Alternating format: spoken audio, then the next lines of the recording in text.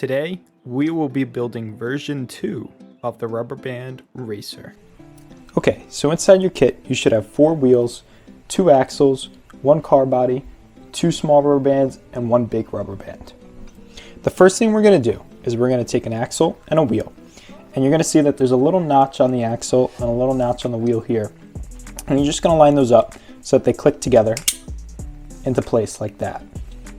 Next thing you're going to do is you're going to take your car body and you're going to slide this axle through the side that doesn't have the gap. We'll get to the other side later. So you're going to slide it through and take your wheel and do the same thing we just did on the other side and clip it together.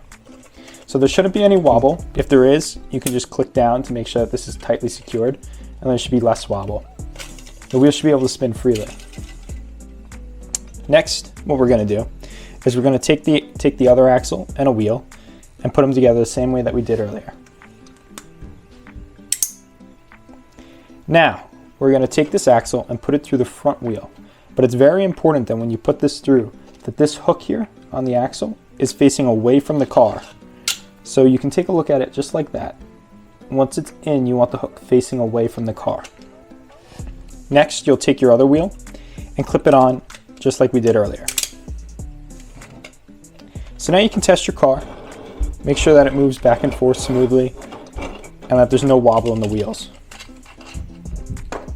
Then we're going to take our small rubber bands and we're going to put them around the wheels where the gap is. See how there's a gap on this side of the body? We're going to put them around these 2 wheels here. Like this one. And then same thing on the other side. So now you should have these rubber bands, these 2 small rubber bands around your back wheels. Next, we're going to take our big rubber band and we're going to hook it around the hook on the axle like we had shown earlier. So you're going to see you can kind of put it into the little hook right in front just like that. And you can even hold your finger there to make sure it stays while you put it around this back hook on the car body. So you should have the rubber band going from the hook on the back to this hook on the body.